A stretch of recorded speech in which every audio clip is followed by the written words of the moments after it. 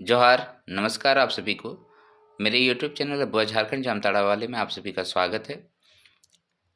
आप सभी जो जेपीएससी की तैयारी कर रहे हैं, जो जेपीएससी के एस्पिरेंट्स हैं, 14 तारीख लास्ट फॉर्म भरने का डेट है। अगर आपने अभी तक नहीं भरा है तो उसको भर दीजिए।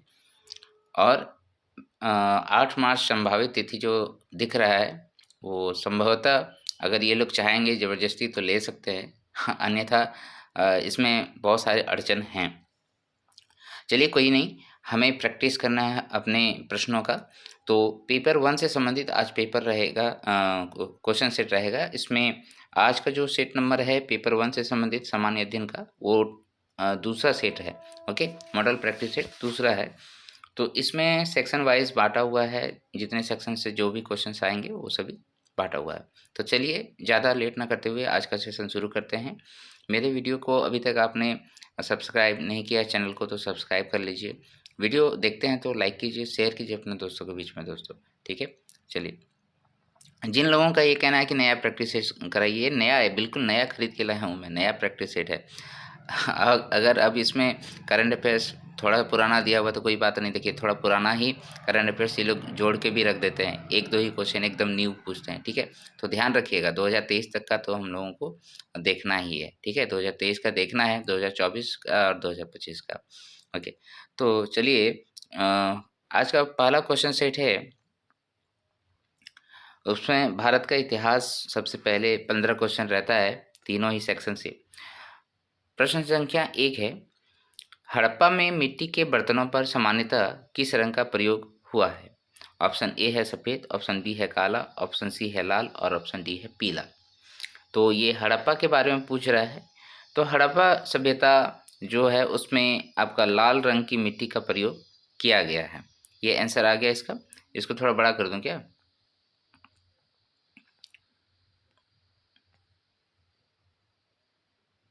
ठीक है, संभवतः आपको अब पूरी तरीके से दिखाई दे रहा होगा।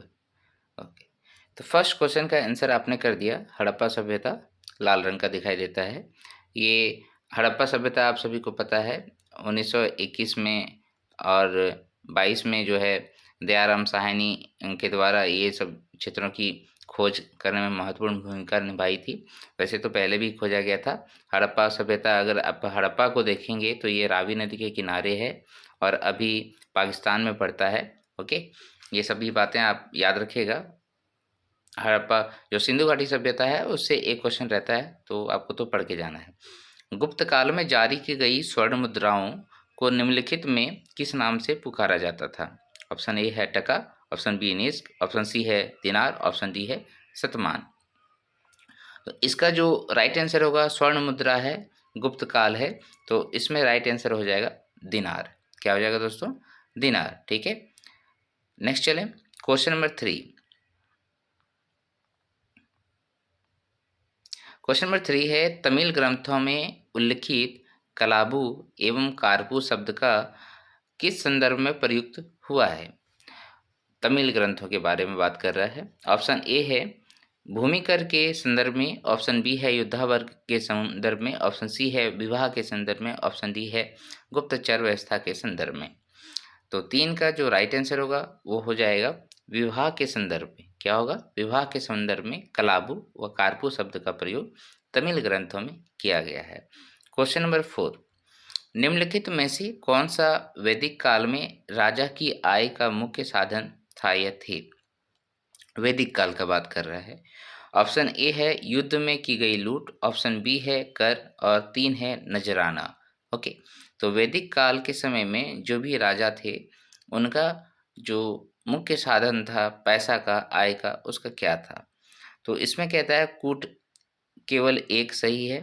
ओके, फिर बी कहता है केवल 1 और 3 सही है, सी एक केवल 2 और 3 और डी कहता है 1, 2, 3 सभी। तो इसमें आपका क्या राइट आंसर होगा दोस्तों? देखिए, इस तरीके से देखते हैं। तो क्वेश्चन नंबर 4 का जो राइट आंसर होगा वो हो जाएगा केवल 1 और 3। क्या हो जाएगा? 1 और 3। देखिए, वैदिक काल में जो है ना किसी प्रकार का कर देने का व्यवस्था नहीं था। ओके, हम जानते हैं, झारखंड इतिहास भी जब पढ़े हैं तो काफ़ी बाद में न मुगलों के समय में लगभग झारखंड में कर व्यवस्था आया था। तो यहाँ पर क्या हो जाएगा, युद्ध में की गई लूट और नजराना जो दिया जाता था वही वैदिक काल में राजाओं का आय का साधन था। नेक्स्ट चलते हैं क्वेश्चन नंबर 5। भारत में सिकंदर की सफलता के संदर्भ में कथनों पर विचार कीजिए। कथन 1, उस समय भारत में कोई केंद्रीय सत्ता नहीं था।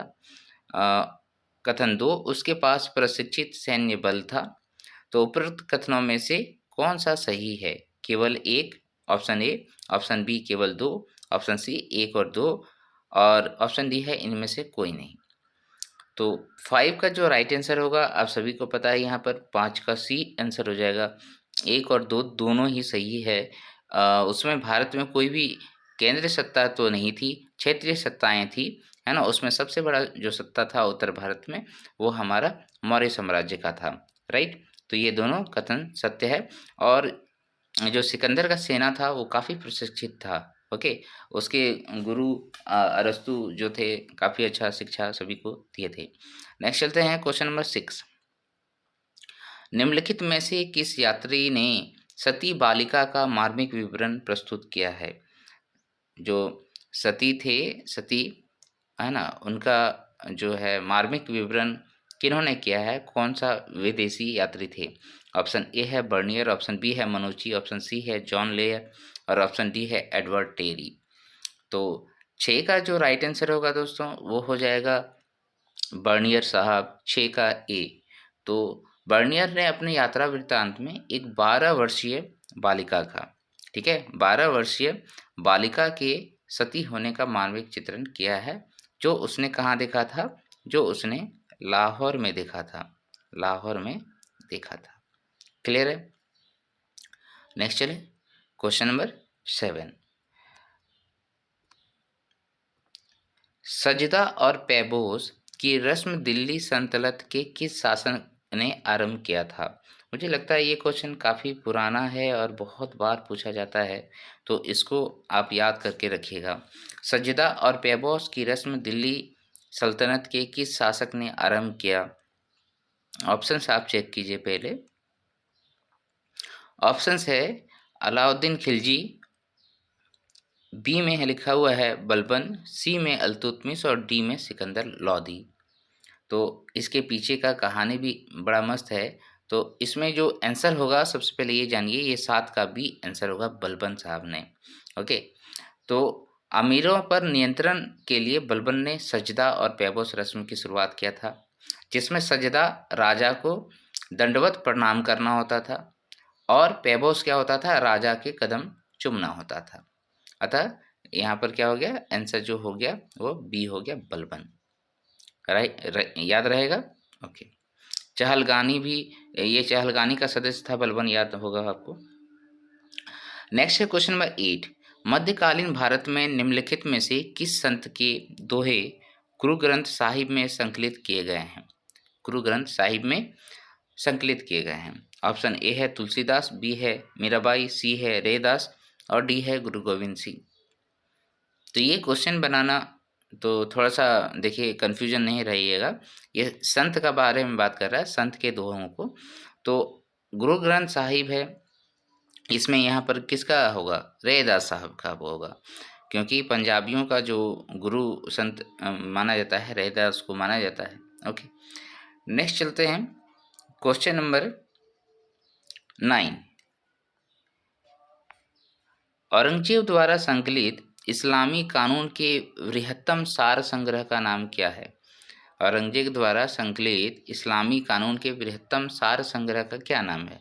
ऑप्शन ए है फतवा फतवा आलमगीरी, बी है फतवा जहांगीरी, सी है मिराज मुगल और डी है फतह सलतम।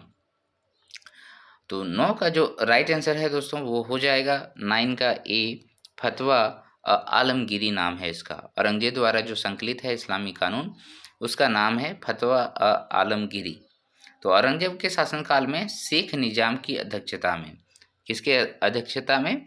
शेख निजाम, ओके, शेख निजाम की अध्यक्षता में आपका 6 विद्वानों के द्वारा फतवा आलमगीरी को लिखा गया था, ओके। और इसमें इस्लामिक कानून और प्रशासनिक नियमों का उल्लेख है। नेक्स्ट चलते हैं क्वेश्चन नंबर 10। नादिर शाह का आक्रमण निम्नलिखित में से किस मुगल बादशाह के समय हुआ था? ये काफ़ी इंपॉर्टेंट क्वेश्चन है। ऑप्शन ए है बहादुर शाह प्रथम, ऑप्शन बी है फर्रुख शेर, ऑप्शन सी है मोहम्मद शाह और ऑप्शन डी है औरंगजेब। तो इसका जो राइट आंसर क्या हो जाएगा दोस्तों, जो रंगीला शासक था हमारा मोहम्मद शाह, उसके समय में नादिर शाह का आक्रमण हुआ था। नादिर शाह का आक्रमण मोहम्मद शाह के समय में हुआ था। अगर आक्रमण काल देखा जाए तो 1738-39 में इन्होंने आक्रमण किया था भारत पर, नादिर शाह ने। ओके, नेक्स्ट चलें क्वेश्चन नंबर 11। निम्नलिखित में से किसने चटगांव शस्त्रागार हमले का नेतृत्व किया था? ये भी क्वेश्चंस हमने कई बार देखा है। ऑप्शन ए है हिंदुस्तान रिपब्लिक आर्मी, बी है हिंदुस्तान सोशलिस्ट रिपब्लिक आर्मी, सी है इंडियन रिपब्लिक आर्मी और डी है अनुशीलन समिति। तो अगर इसका आंसर बनाना चाहते हैं तो इसमें क्या हो जाएगा, चटगांव शस्त्रागार ये जो आज के समय में बांग्लादेश में है, इसका राइट आंसर है इंडियन रिपब्लिक आर्मी के द्वारा चटगांव शस्त्रागार में हमला किया गया था। ओके, चले। अच्छा, कभी कभी इसको IRA भी कहा जाता है, तो इसको ध्यान में रखिएगा, ठीक है। शॉर्ट फॉर्म के रूप में भी बोला जाता है। और इसका अगर स्थापना देखेंगे आप, ये भी बता देता हूँ, सूर्य सेन था ना नाम इनका, सूर्य सेन। ओके, सूर्य सेन ने इंडियन रिपब्लिक आर्मी का गठन किया था और जो चटगांव शस्त्रागार में हमला भी किए थे।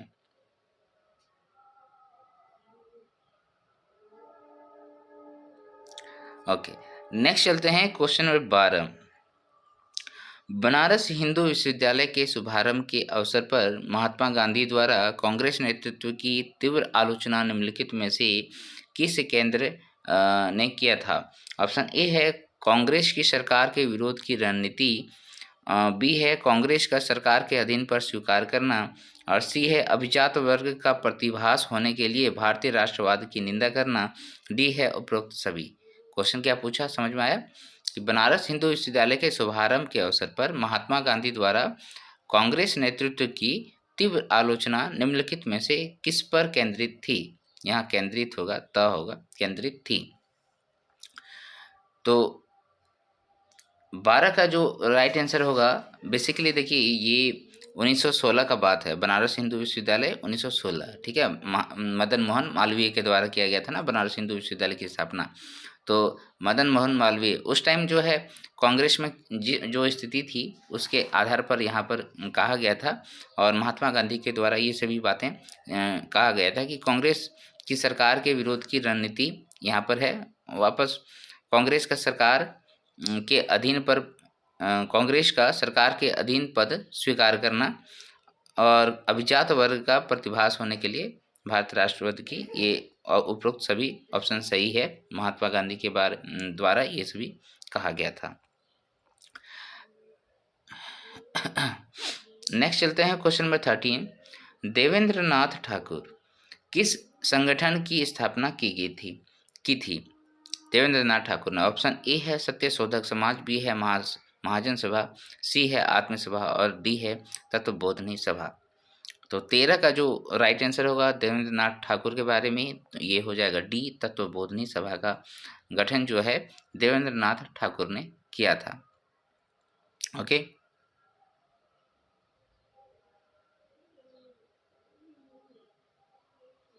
तो अब अगर आप देखेंगे देवेंद्र नाथ ठाकुर कौन थे और इन्होंने तत्वबोधनी सभा का स्थापना क्यों किया गया था, तो ये देखिए ये 1839 का बात है।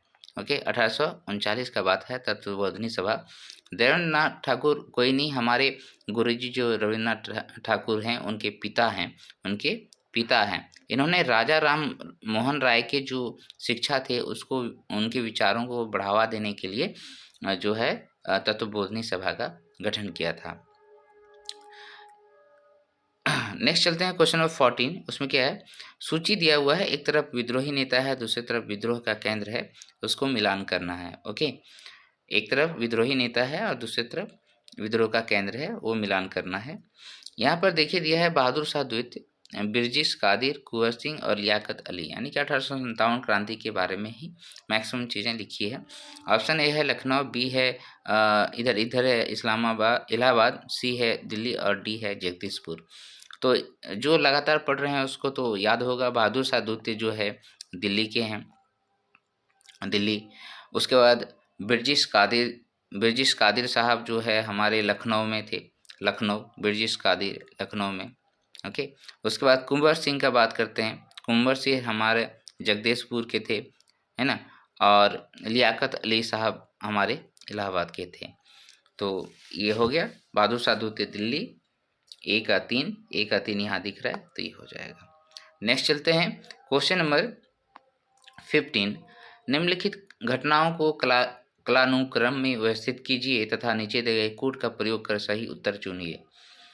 ऑप्शन ए है कांग्रेस का लखनऊ अधिवेशन, बी है चंपारण सत्याग्रह, सी है जलियांवाला बाग हत्याकांड और यहाँ पर कथन 4 में दिया हुआ है खेड़ा सत्याग्रह। ठीक है, तो उसको क्या करना है, इसका कालानुक्रम में उसको सजाना है। तो सबसे पहले देखिए कांग्रेस का लखनऊ अधिवेशन कब हुआ था। कांग्रेस का लखनऊ अधिवेशन बहुत फेमस है, आप सभी को पता है, 1916 में हुआ था। चंपारण सत्याग्रह 1917 में हुआ था। ओके, इसमें चंपारण सत्याग्रह में महात्मा गांधी ने पहली बार भाग लिया था। जलियांवाला हत्याकांड आप सभी को पता है, जलियांवाला हत्याकांड जो है 1919 में हुआ था।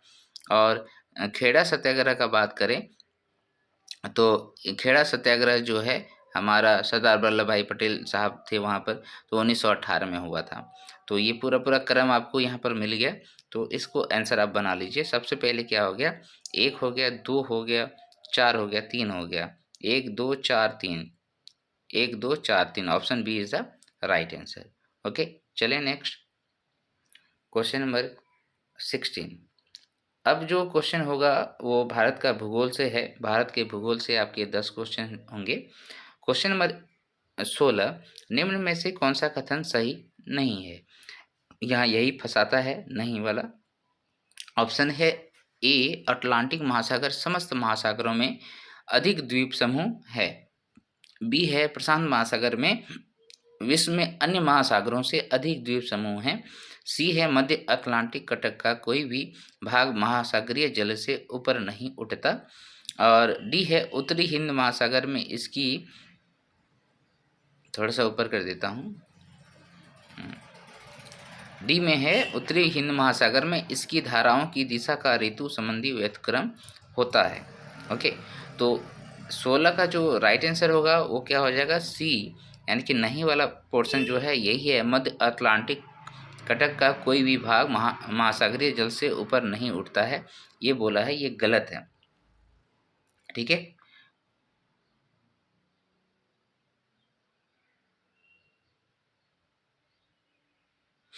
तो इसमें बहुत सारे ऐसे द्वीप हैं मतलब अटलांटिक का जो द्वीपों के ऊपर से चले जाते हैं। ठीक है, तो ये चीज़ें हो गया, ये गलत है। अब इसके लिए तो संपूर्ण जानकारी चाहिए आपको, अटलांटिक महासागर, प्रशांत महासागर, इन सभी के बारे में, तो बाद बाकी सब सही है। ठीक है,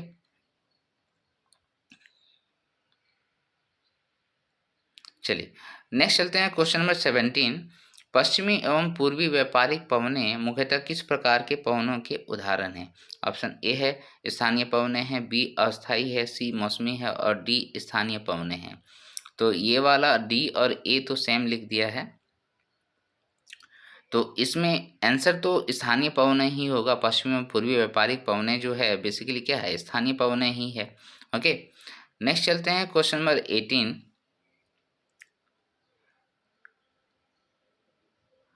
और याद रखिएगा ये पश्चिमी और पूर्वी व्यापारिक पवनें जो है ना वो हमेशा एक ही दिशा में चलती रहती है।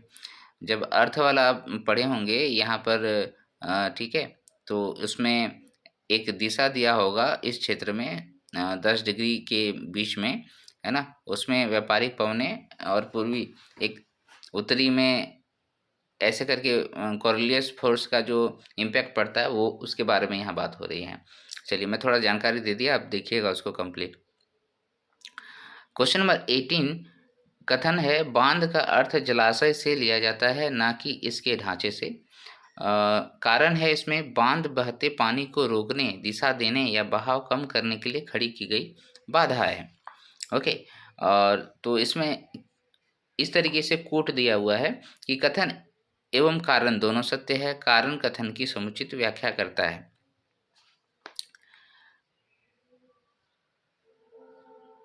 तो 18 का आंसर क्या हो जाएगा दोस्तों? 18 का आंसर देखिए, यहाँ पर दोनों तो सत्य है, ठीक है। बांध का अर्थ जो है जलाशय से लिया जाता है, ना कि इसके ढांचे से। कारण क्या दिया है? बांध बहते पानी को रोकने, दिशा देने या बहाव कम करने के लिए की गई बाधा है। बिल्कुल सही है, वही है, बाधा है। तो यहाँ पर यही हो जाएगा ना, दोनों तो यही व्याख्या भी तो वही चीज़ कर रहा है, ठीक ही है। 18 का ए ही आंसर हो जाएगा। नेक्स्ट चलते हैं क्वेश्चन नंबर 19। भारत में लिग्नाइट कोयले का सबसे बड़ा भंडार कहाँ पाया जाता है?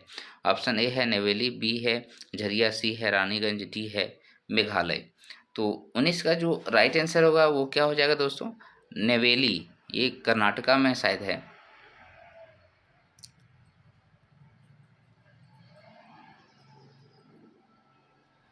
कर्नाटका नहीं, तमिलनाडु में है, ठीक है।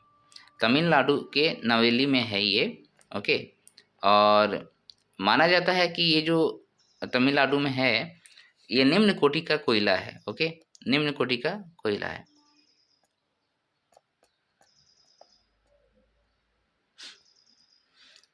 ठीक है, तो उच्च कोटि का कोयला जो है इन सब जगह में पाया जाता है, झरिया में है, रानीगंज में है। ओके, तो ठीक है। नेक्स्ट चलते हैं क्वेश्चन नंबर 20।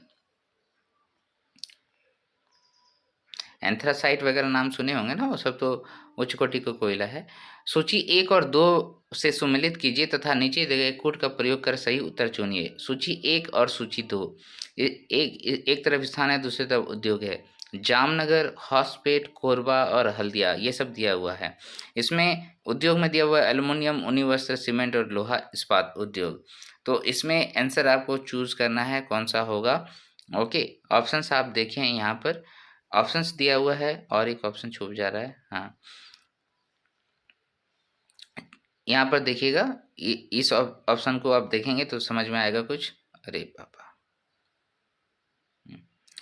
तो इसमें हो गया जामनगर। जामनगर आप सभी को पता है ये कहाँ पर है। जामनगर बेसिकली आपका गुजरात में होना चाहिए ना, जामनगर।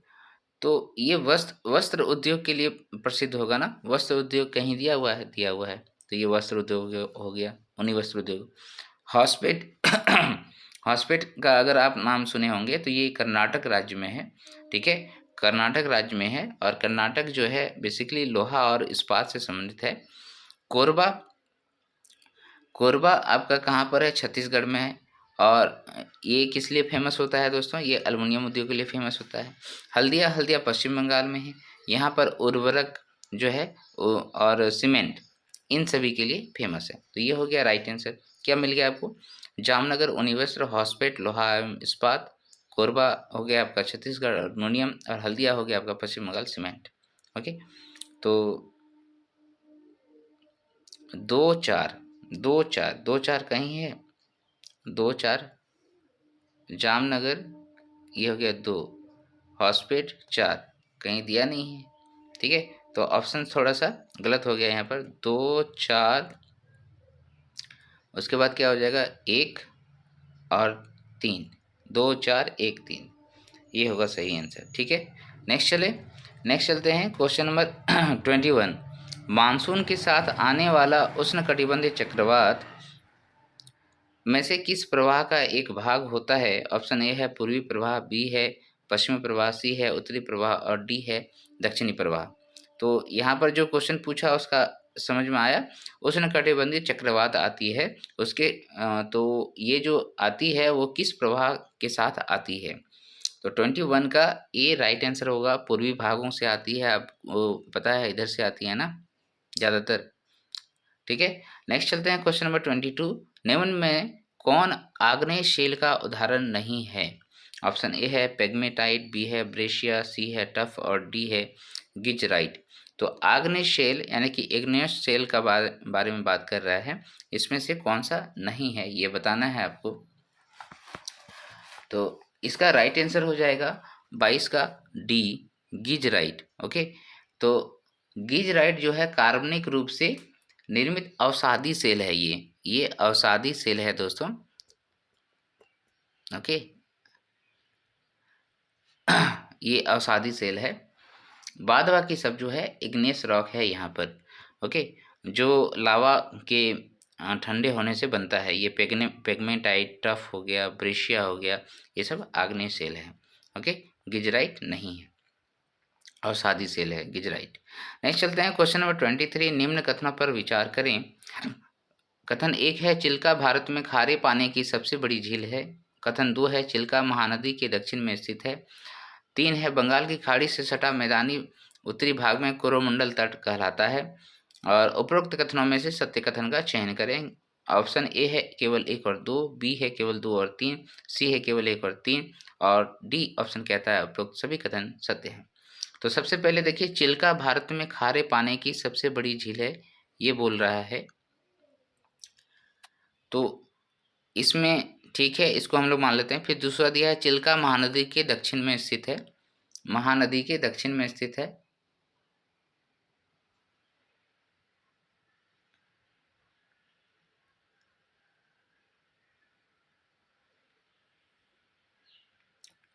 महानदी, हाँ ठीक ही है, महानदी के दक्षिण में ही स्थित होगा। बंगाल की खाड़ी से सटा मैदानी उत्तरी भाग में कोरोमंडल तट कहलाता है। बंगाल की खाड़ी से सटा मैदानी उत्तरी भाग में कोरोमंडल कहलाता है। बंगाल की खाड़ी से उत्तरी भाग में कोरोमंडल तट।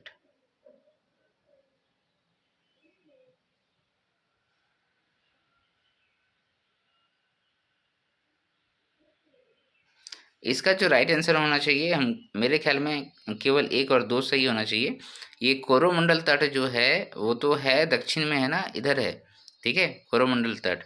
नेक्स्ट चलते हैं क्वेश्चन नंबर 24। पनामा जल संधि जोड़ती है वेनेजुएला को कोलंबिया से, दक्षिणी और उत्तरी अमेरिका को, सी मैक्सिको और अमेरिका को, और डी मैक्सिको और होंडुरास को, है ना, होंडुरस को किसको करता है। तो इसका जो राइट आंसर होगा वो क्या हो जाएगा, दक्षिणी अमेरिका और उत्तरी अमेरिका जो है इन दोनों को जोड़ता है। ये इस तरीके से था, है ना, इस तरीके से, और यहाँ पर जो है वो दक्षिणी अमेरिका है ना, ऐसे करके। तो इन दोनों भाग में यहाँ पर बीच में पनामा का नहर है, दक्षिणी अमेरिका और उत्तरी अमेरिका को जोड़ता है। नेक्स्ट चलते हैं क्वेश्चन नंबर 25। देखिए ऐसा नहीं है, कुछ क्वेश्चनों का आंसर अगर मैं गलत बता रहा हूँगा तो आप कमेंट करके बताएंगे, ठीक है। और अभी तक वीडियो आप लोगों ने नहीं लाइक किया तो लाइक कीजिए, उसको शेयर भी कीजिए अपने दोस्तों के बीच। ऑप्शन एक तरफ देखिए जाति दिया, दूसरी तरफ क्षेत्र दिया हुआ है और आपको यहाँ पर मिलान करना है। ओके, जाति और क्षेत्र दिया हुआ है। टोडा जाति, लेमचा जाति, बिरहोर जाति और गारो जाति। इधर ऑप्शन है सिक्किम, मेघालय, तमिलनाडु और झारखंड। तो अगर आप झारखंड की जनजातियों को पढ़ें तो यहाँ तो तुरंत आपको मिल जाएगा कि बिरहोर जनजाति झारखंड का प्रिमिटिव ट्राइब्स हैं। उसके बाद गारो, गारो जयंती, ये सब मेघालय में आपने पढ़ा होगा, गारो जयंती खांसी, ठीक है, तो ये मेघालय हो गया। नेक्स्ट है टोडा और लेमचा। अच्छा, जब ऑप्शंस में आपको इतना ही पता हो तो आप यहाँ पर पहले चेक करेंगे कि क्या इन ऑप्शनों से मुझे मिलता है। तो डी का 4 देखिए कहीं पर दिख रहा है, डी का 4 एक ही जगह दिख रहा है और कहीं नहीं दिख रहा है, यानी कि ऑप्शन ए जो है सही हो गया। तो यहाँ से आप देखिए ए जो है तमिलनाडु में, टोडा जो है तमिलनाडु का हो गया, और लेमचा जो हो गया दोस्तों वो आपका मेघालय का लेमचा हो गया है, मेघालय का लेमचा हो गया।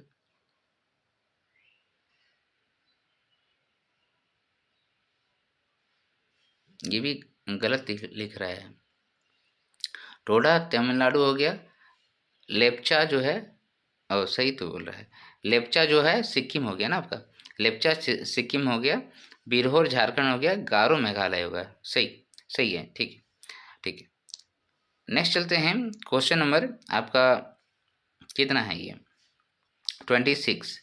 ये भारतीय संविधान एवं लोक प्रशासन से होगा, ये इससे भी 10 प्रश्न रहेंगे। क्वेश्चन नंबर 1 कहता है कि इसमें क्वेश्चन नंबर 26 होगा। भारतीय नागरिकों के मौलिक अधिकारों का वर्णन किस अनुच्छेद में किया गया है? ये थोड़ा आसान क्वेश्चन हो गया, मौलिक अधिकारों का। ऑप्शन ए दिया है संविधान के अनुच्छेद 12 से 35 तक, बी में है संविधान 13 से 36 तक, सी है संविधान के अनुच्छेद 15 से 39 तक और संविधान के अनुच्छेद 16 से 40 तक। तो option A is the right answer. आप सभी को पता है मौलिक अधिकार जो है अभी हमारे संविधान में कितने हैं? 6 मौलिक अधिकारों का वर्णन किया गया है, पहले 7 था। ठीक है, नेक्स्ट चलते हैं क्वेश्चन नंबर 27। निम्नलिखित में कौन सा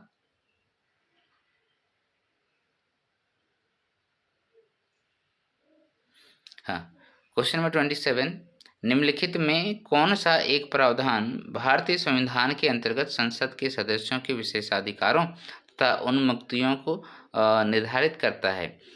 अंतर्गत संसद के सदस्यों के विशेषाधिकारों के बारे में बात करता है। अनुच्छेद 104, 105, 182 और 117।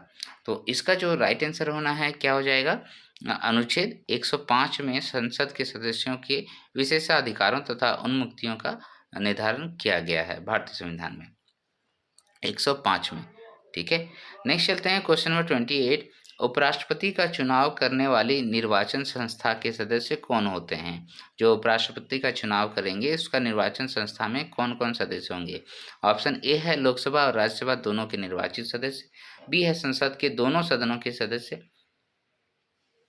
यहाँ सिर्फ निर्वाचित लिखा है ध्यान दीजिएगा, और सी है राज्यसभा के सभी निर्वाचित सदस्य, और डी है राज्यसभा के सभी सदस्य। तो केवल जो राज्यसभा लिखा है तो वहाँ पर तो ये गलत हो जाएगा।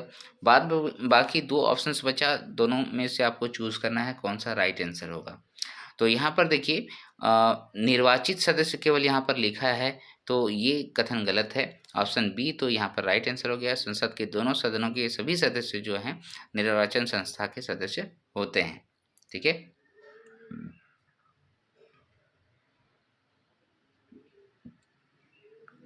और यहाँ पर जो उपराष्ट्रपति का चुनाव होता है वो किस माध्यम में होता है? अनुपातिक विधि के द्वारा होता है ना, अनुपातिक प्रतिनिधित्व पद्धति के द्वारा किया जाता है। ओके, नेक्स्ट चलते हैं क्वेश्चन नंबर 29। भारत के नियंत्रण एवं महालेखा परीक्षक को पद से केवल किसके द्वारा हटाया जा सकता है? ऑप्शन ए है संघ के मंत्रिमंडल के परामर्श से राष्ट्रपति द्वारा, बी है उच्चतम न्यायालय के मुख्य न्यायमूर्ति द्वारा, सी है भारत के संसद के दोनों सदनों में संबोधन के उपरांत राष्ट्रपति द्वारा, और डी है भारत के मुख्य न्यायमूर्ति के परामर्श से राष्ट्रपति के द्वारा।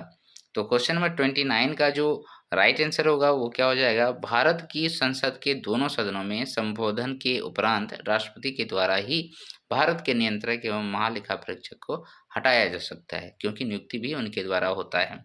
क्लियर है? नेक्स्ट चलते हैं क्वेश्चन नंबर 30। पंचायती राज व्यवस्था अपनाई गई थी लोगों के राजनीतिक जागरूकता प्रदान करने हेतु, बी है लोकतंत्र की शक्तियों के विकेंद्रीकरण के लिए, सी है कृषकों को शिक्षित करने के लिए, डी है उपरोक्त में से कोई नहीं।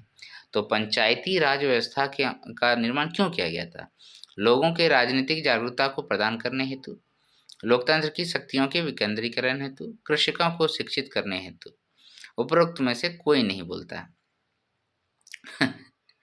चलिए, ये क्वेश्चन अच्छा क्वेश्चन है, लेकिन यहाँ पर क्या है, विकेंद्रीकरण तो लिखा है, तो हम लोग इसका जब पढ़ते हैं पंचायती राज व्यवस्था तो उसमें टाइटल में ही पढ़ते हैं विकेंद्रीकरण किया गया है, शक्तियों का बंटवारा किया गया है निचले स्तर पर, ताकि लोगों की भागीदारी जो है बढ़ सके, है ना, किसमें? राजनीति में या फिर प्रशासन में। पंचायतों के संदर्भ में निम्नलिखित में से कौन सा कथन सही है? ऑप्शन ए है 50% सीटें अनुसूचित जाति अनुसूचित जनजाति की महिलाओं के लिए आरक्षित होगी, बी है ग्राम सभा एक निकाय है जिसमें गांव के रहने वाले सभी लोग होते हैं, और ऑप्शन इसका कथन 3 है मध्यवर्ती स्तर पर एक पंचायत होगी। तो इसमें देखिए सबसे पहले आपका जो कूट दिया है उसमें क्या क्या दिया हुआ है? कूटों में लिखा गया है केवल 1 है, केवल 2 और 3 सही है, केवल 1 और 2 सही है, केवल 3 सही है। तो इसका जो राइट आंसर आपको बनाना है वो क्या बनाना है आपको दोस्तों?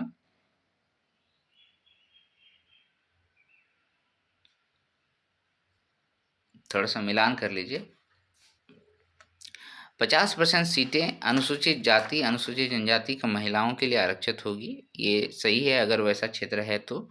ओके, उसके बाद फिर क्या है, पंचायती का ही दिया है, ठीक है। 31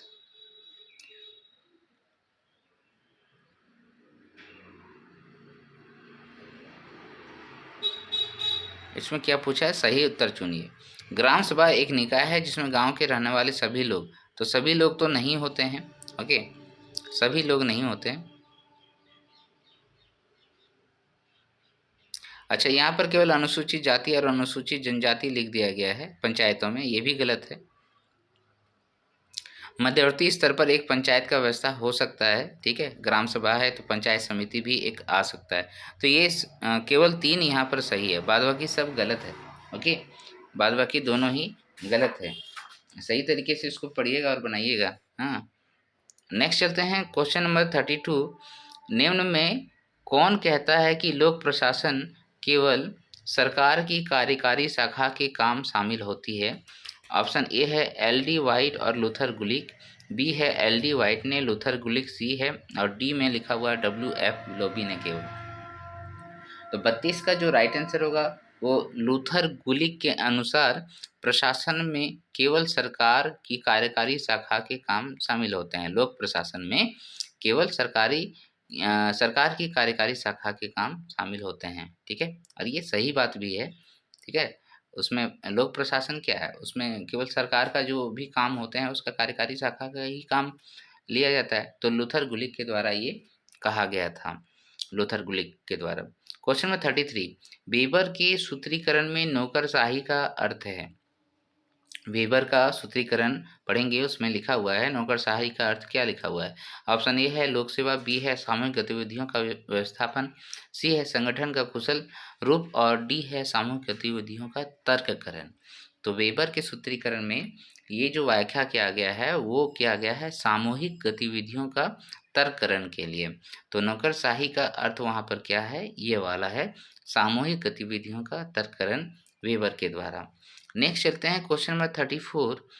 प्रशासनिक प्रणाली के विभिन्न प्रकार के गैर सरकारी संगठन को किस देश में गुआनगेज कहा है? प्रशासनिक प्रणाली के विभिन्न प्रकार के गैर सरकारी संगठनों को किस देश में गुआनगेज कहा है? ऑप्शन ए है संयुक्त राज्य अमेरिका, बी है फ्रांस, सी है ब्रिटेन और डी है रूस। तो 34 का जो राइट आंसर होगा वो क्या हो जाएगा, सी आंसर हो जाएगा ब्रिटेन, ठीक है। ब्रिटेन में गैर सरकारी संगठन जो होते हैं जिसको भारत में एनजीओ कहा जाता है उसको गुआनगेज कहा गया है ब्रिटेन में, ठीक है। गुआनगेज कहा गया है ब्रिटेन। फिर है क्वेश्चन नंबर लास्ट जो है वो है भारतीय प्रशासनिक सेवा के लिए सैंडविच पैटर्न प्रशिक्षण की शुरुआत निम्नलिखित में से किसकी अनुशंसा पे हुई थी? ऑप्शन ए है PHFLB रिपोर्ट, बी है संघ लोक सेवा आयोग, सी है प्रशासनिक सुधार आयोग के द्वारा, डी है राष्ट्रीय विकास परिषद के द्वारा। तो 35 का जो राइट आंसर होगा दोस्तों वो क्या हो जाएगा, प्रशासनिक सुधार आयोग के द्वारा भारतीय प्रशासनिक सेवा के लिए सैंडविच पैटर्न का प्रशिक्षण की शुरुआत किया था प्रशासनिक सुधार आयोग के द्वारा, ठीक है। सैंडविच पैटर्न याद रखिएगा, प्रशासनिक सुधार आयोग ने सैंडविच पैटर्न प्रशिक्षण के लिए शुरू किया था। अब आते हैं इसमें इकोनॉमिक्स से क्वेश्चन रहेंगे, टोटल 10 प्रश्न। ओके, आर्थिक और धारणीय विकास। क्वेश्चन में 36 है 1949 में भारत सरकार द्वारा नियुक्त राष्ट्रीय आय समिति के अध्यक्ष निम्नलिखित में कौन था? भारत सरकार द्वारा नियुक्त राष्ट्रीय आय समिति का, ठीक है, 1949 में पहली बार जब किया गया था। CR राव है, PC महालनोबिस है, BKRV राव है और KN राज है। तो 36 का जो राइट आंसर होना है वो हो जाएगा PC महालनोबिस साहब को राष्ट्र आय समिति के अध्यक्ष चुना गया था 1949 में, ठीक है। PC महालनोबिस राष्ट्र आय समिति के अध्यक्ष थे। क्वेश्चन नंबर 37, गरीबी उन्मूलन का नारा किस पंचवर्षीय योजना में दिया गया था? ऑप्शन ए द्वितीय पंचवर्षीय योजना, बी है चतुर्थ, सी है पांचवी और डी है छठी। तो इसका जो राइट आंसर होगा आप सभी को पता है ये पांचवी पंचवर्षीय योजना की बात है जिसमें हमारे इंदिरा गांधी जी ने गरीबी उन्मूलन का बात कही थी, गरीबी हटाओ की बात कही थी। नेक्स्ट चलते हैं क्वेश्चन नंबर 38। निम्नलिखित कथनों में ध्यान से पढ़िए निम्नलिखित कथनों को। चलो भाई ध्यान से पढ़ते हैं। भारत के सार्वजनिक क्षेत्र में आधारभूत एवं भारी उद्योग है। अब कथन 2 है सार्वजनिक क्षेत्र के सभी उद्योग लाभदायक है, और 3 है सार्वजनिक क्षेत्र के उद्योगों में नौकरियों की सुरक्षा है। तो उत्तर निम्न कुटों के आधार पर दीजिए। 1, 2, 3 सही है, बी है 1 और 3 सही है, 4 है 1 और 4 सही है, 4 यहाँ तो 4 है ही नहीं, 1 और 2 होगा यहाँ, और डी है 2 एवं 3 सही है। तो निम्नलिखित कथनों पर विचार कीजिए, कर लेते हैं। इसका जो राइट आंसर होना है वो क्या हो जाएगा, 1 एवं 3 सही है। क्यों? देखिए, भारत के सार्वजनिक क्षेत्र में आधारभूत एवं भारी उद्योग है, बिल्कुल है। अगर इसमें आप देखेंगे ओएनजीसी, एचईसी, ठीक है, एनटीपीसी, ये सभी आएंगे इसी में। सार्वजनिक क्षेत्र के सभी उद्योग लाभदायक हैं, ये गलत है। सभी तो लाभदायक नहीं है, नहीं तो प्राइवेटाइजेशन क्यों होगा अगर लाभदायक रहेगा तो। तीसरा है सार्वजनिक क्षेत्र के उद्योगों में नौकरियों की सुरक्षा है, ये बात तो है। वहाँ एक बार नौकरी जो करता है कहता है ठीक है भाई, अच्छा है नौकरी, सेल गेल वेल जेल सब में नौकरियाँ बढ़िया है। चले नेक्स्ट क्वेश्चन नंबर 39। भारतीय वस्त्र उद्योग के संदर्भ में निम्नलिखित कथनों पर विचार कीजिए। ऑप्शन ए है, कथन 1 है आर्थिक समीक्षा 2020-21 के अनुसार भारतीय अर्थव्यवस्था में कपड़ा उद्योग का कृषि के बाद दूसरा स्थान था। कथन 2 है भारतीय कपड़ा उद्योग विश्व में चीन के बाद दूसरा सबसे बड़ा निर्माता और निर्यातक देश है। और अभी अगर करंट का बात करें, कल परसों की बात करें, तो इसमें बहुत अच्छा इनिशिएटिव लिया गया है ना, वस्त्र उद्योगों का व्यापार बढ़ाने के लिए। उसमें करों का प्रतिशत भी कम हो गया है। यह उद्योग विनिर्माण के क्षेत्र में 18% और सकल घरेलू में 2% का योगदान देता है। तो इसमें देखिए कूट क्या क्या दिया गया है। कूट है उसमें ऑप्शन ए में है केवल 1 और 2, केवल 2 और 3, केवल 1 और 3, कहाँ चला जाता है यहाँ। उसके बाद है आपका 1 और 3, फिर है 1, 2, 3 तीनों। तो इसका जो राइट आंसर होगा वो क्या हो जाएगा, देखिए ये जो लिखा हुआ पहला वक्तव्य वो बिल्कुल सही है, कथन 1, ठीक है। तो इसका राइट आंसर हो जाएगा आपका तीनों ही सही है। ये सही है, ये सही है और ये भी सही है। इसमें कृषि के बाद दूसरा सबसे बड़ा है, चीन के बाद दूसरा सबसे बड़ा है, और 18% विनिर्माण के क्षेत्र में और सकल घरेलू में इसका 2% का योगदान है, ठीक है। ये सभी सही है। Question number 40। मुद्रा सभी परिसंपत्तियों में सबसे तरल है। मुद्रा सभी परिसंपत्तियों में सबसे तरल है। ऑप्शन ए है क्योंकि यह सार्वभौमिक रूप से स्वीकार्य है, बी है क्योंकि यह एक वैध मुद्रा है, सी क्योंकि यह क्रय विक्रय का माध्यम है, डी इनमें से कोई नहीं। तो 40 का जो राइट आंसर होना है वो क्या हो जाएगा, क्योंकि यह एक सार्वभौमिक रूप से स्वीकार्य है इसीलिए इसको तरल बनाया गया है। ओके, पूरे विश्व में ये स्वीकार्य है इस वजह से, ठीक है। नेक्स्ट चलते हैं क्वेश्चन नंबर 41। निम्नलिखित में से किसे या किन्हें निजी वस्तुओं के अंतर्गत शामिल किया जाता है। निजी वस्तुओं के अंतर्गत शामिल किया जाता है। ए है कपड़ा, बी कथन 1 है कपड़े, 2 में कार और 3 में खाद्य पदार्थ। फुट में दिया हुआ है केवल 1 है, ऑप्शन बी में केवल 2, ऑप्शन सी में 1, 2, 3 और डी में 2 और 3। तो इसमें निजी वस्तुओं का बात कर रहा है तो निजी वस्तु क्या हो जाएगा, इसमें तीनों ही शामिल हो जाएगा। देखिए कपड़े जो होते हैं निजी होता है, कार जो है वो भी लग्जरी होता है, वो अब खुद के लिए होता है, और खाद्य पदार्थ जो हम लोग खरीद के खाते हैं तो अपने लिए होता है। तो निजी वस्तुएं हो गई ये, तो 1, 2, 3 सही है। नेक्स्ट चलते हैं क्वेश्चन नंबर 42। सेन सूचकांक का संबंध है। सेन सूचकांक का संबंध किससे है। ऑप्शन ए है निर्धनता, बी है भ्रष्टाचार, सी है बेरोजगारी, डी है शिक्षा से।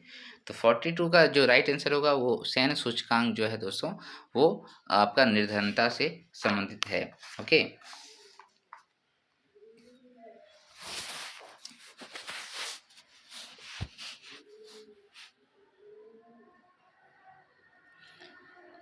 तो इसमें कहता है कि सैन्य सूचकांक का जो आविष्कारक है, ये भी तो आपको जानना है। तो ये याद रखिएगा, अमर्त्य सेन के द्वारा ही दिया गया था, जिनको नोबेल अवार्ड भी मिला हुआ है। ठीक है, अमर्त्य सेन के द्वारा, इसलिए इसको सैन्य सूचकांक भी कहा जाता है। ठीक है, निर्धनता के लिए बनाया गया था सैन्य सूचकांक। बाद में जो है वो SDI वाला रिपोर्ट आपको याद होगा। तो यहाँ पर सैन्य सूचकांक सेन, अमर्त्य सेन से याद रखिएगा। नेक्स्ट चलते हैं, तो वो निर्धनता के लिए था। 43, क्वेश्चन नंबर 43, निम्नलिखित युग्मों में से कौन सा सही सम्मिलित नहीं है? गोस्वामी समिति, जानकी रमन समिति, मल्होत्रा समिति, तारापुर समिति। तो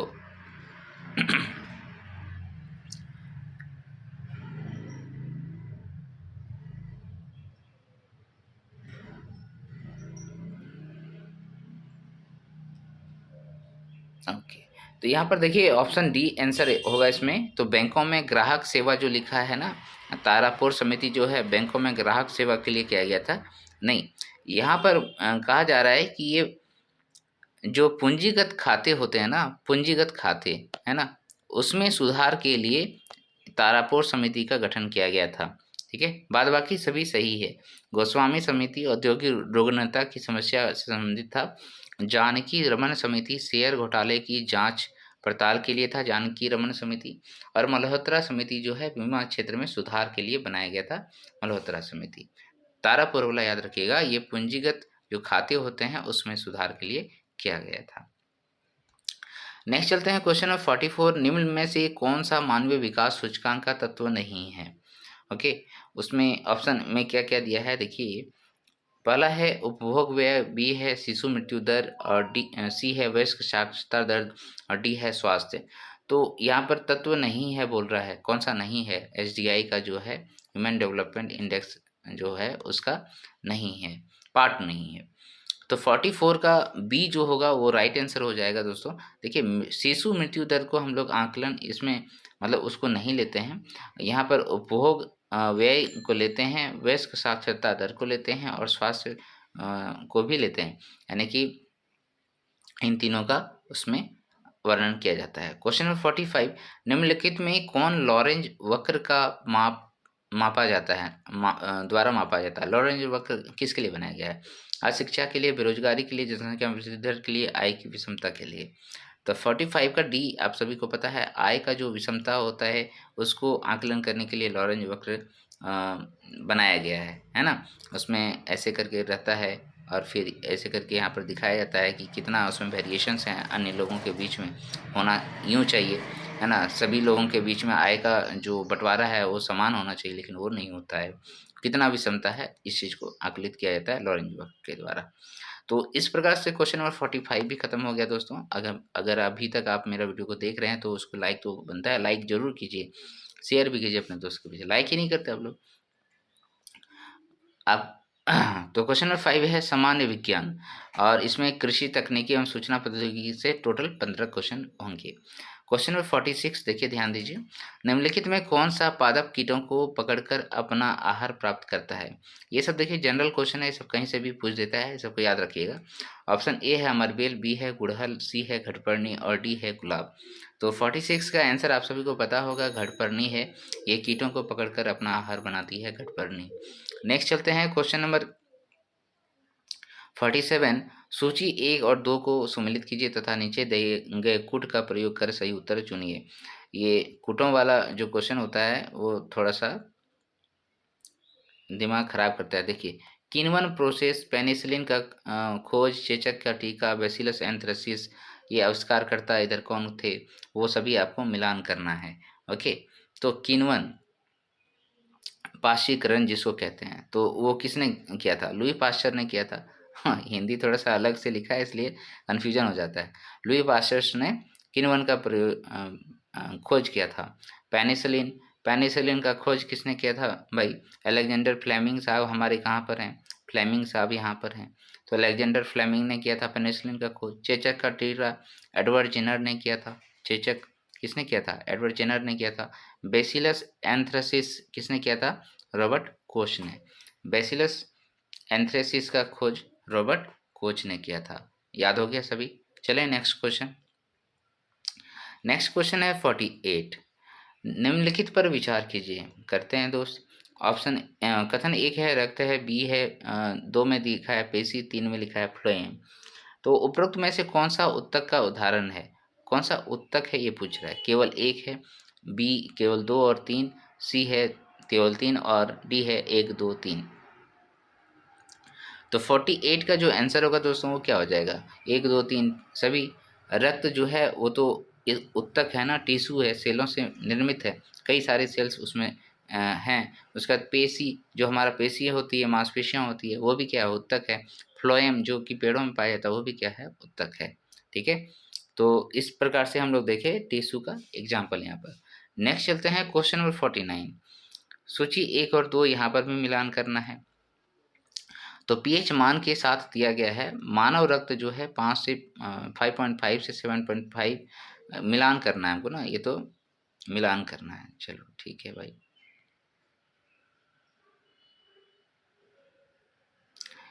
तो एक यहाँ देखिए मानव रक्त है, फिर उसके बाद हम लोग यहाँ पर देखेंगे दूध का दिया है, मानव लार का दिया है, मानव सूत्र का दिया है, मानव मूत्र का दिया है।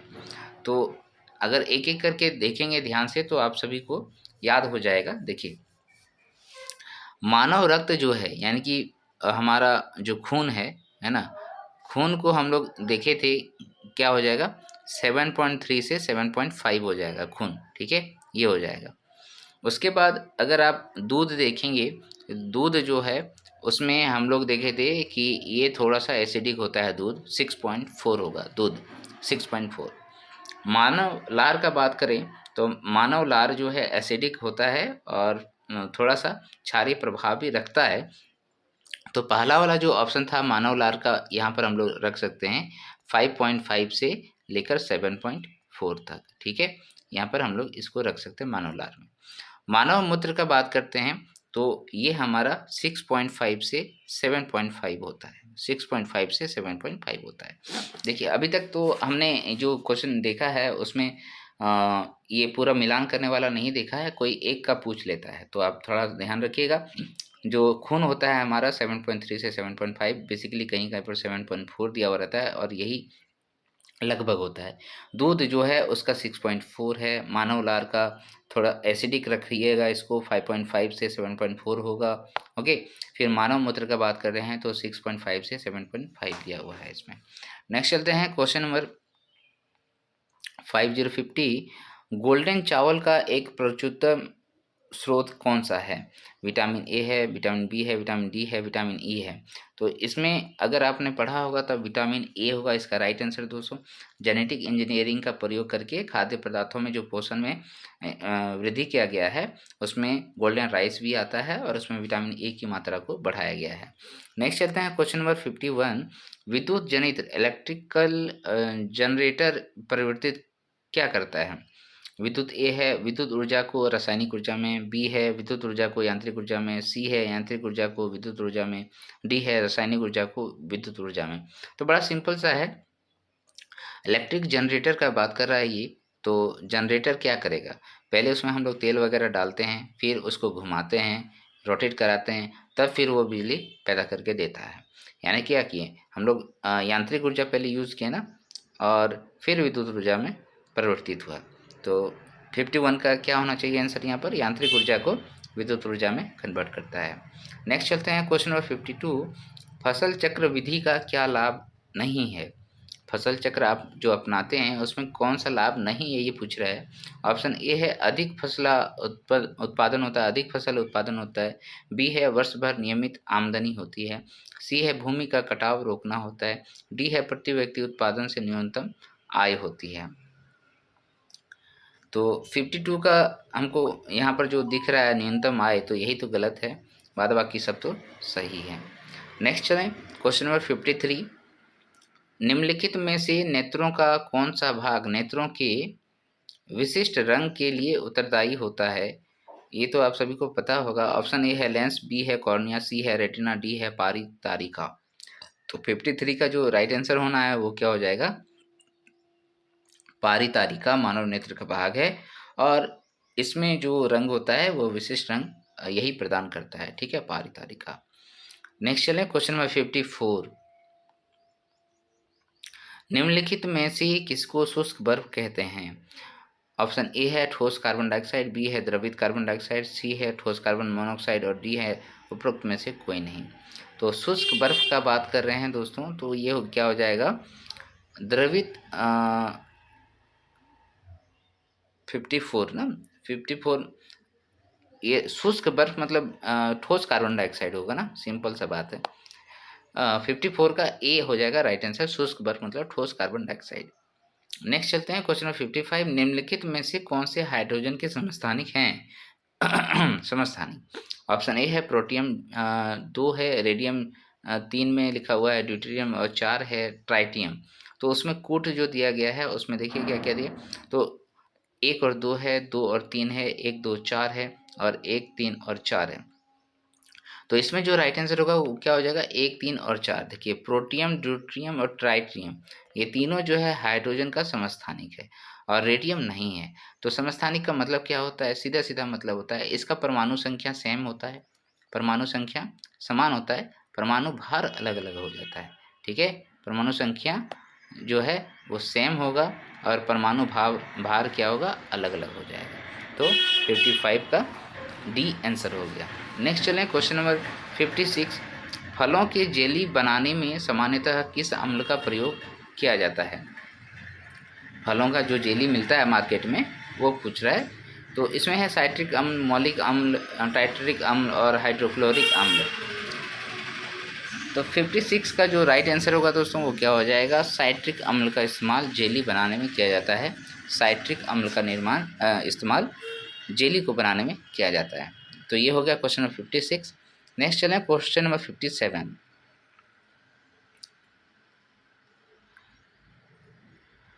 इसमें भी है सूची 1 एवं 2 से सुमेलित कीजिए। सूची 1 और 2, पेरिथियान, आइसोप्रोटॉन, बॉडी मिक्सचर, ऑक्सीन। तो ये सब क्या है? वृद्धि कारक है, तृणनाशक है, कीटनाशक है, फफूंदीनाशक है। तो क्या चीज़ है ये आपको बताना है। क्वेश्चन नंबर 57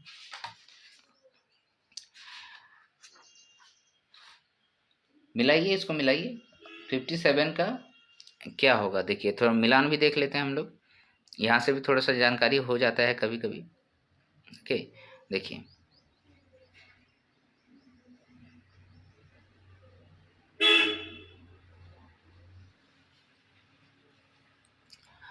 पेरिथियान कहता है, पेरिथियान ये एक प्रकार का कीटनाशक है। क्या हो जाएगा? कीटनाशक हो जाएगा। फिर उसके बाद आप देखो आइसोप्रोटीन है, आइसोप्रोटॉन होगा यहाँ, आइसोप्रोटॉन ये वृद्धि कारक है, ठीक है, वृद्धि कारक है। फिर है बॉडी मिक्सचर, ये फफूंदी नाशक है। ये क्या है? फफूंदी नाशक है, बॉडी मिक्सचर। और ऑक्सीन आप सभी को पता है, ऑक्सीन, अच्छा ये वाला जो है बी वाला, ये ये गलत है, ठीक है। ऑक्सीन जो है वो वृद्धि कारक है। क्या है? ऑक्सीन वृद्धि कारक है। और आइसोप्रोटीन का बात करें तो ये तृणनाशक है। आइसोप्रोटॉन जो होता है वो तृणनाशक होता है, पैराथियन कीटनाशक होता है, बॉडी मिक्सचर फफूंदी नाशक होता है, ऑक्सीन वृद्धि कारक होता है। ऑक्सीन पेड़ों में वृद्धि कारक होता है, ठीक है। नेक्स्ट चलें क्वेश्चन नंबर 58। निम्न युग्मों पर विचार कीजिए। ये देखिए नाम सब आप परिचित होंगे इनसे। नाग होगा, अग्नि 5 होगा, स्वास्थी होगा। ये सब क्या है? ठीक है, ये सब क्या है आपको बताना है।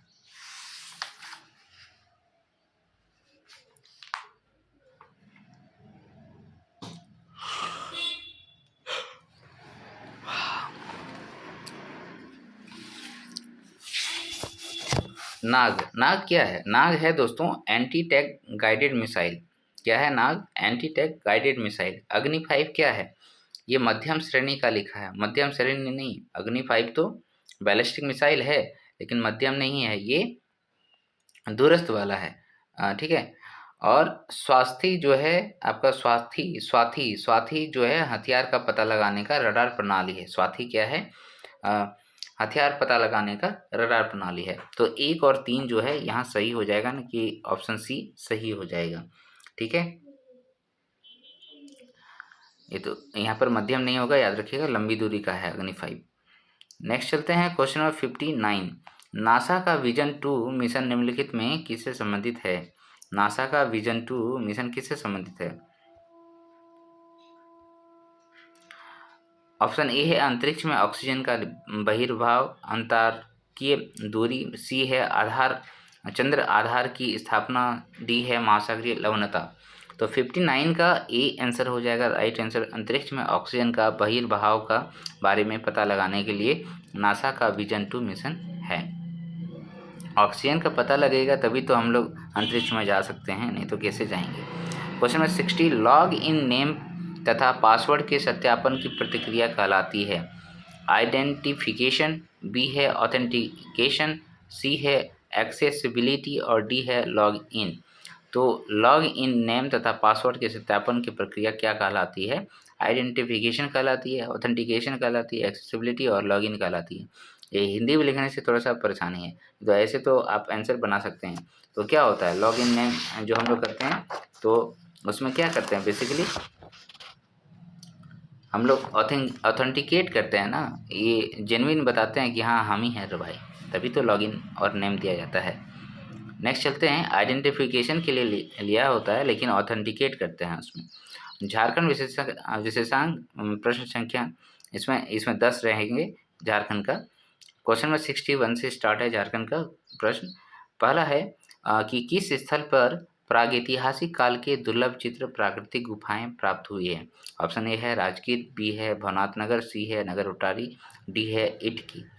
तो 61 का जो राइट आंसर होगा दोस्तों वो क्या हो जाएगा? ये इटकी भवनाथपुर होना चाहिए। भवनाथपुर में जो है प्रागैतिहासिक काल की प्राकृतिक गुफाएं पाए गए हैं। ओके, नेक्स्ट चलते हैं क्वेश्चन नंबर 62। किसके समय में इचाक रामगढ़ की राजधानी बनाई गई थी? ऑप्शन ए है मान सिंह, बी है बाग बहादुर सिंह, सी है तेज सिंह और डी है भैरव सिंह।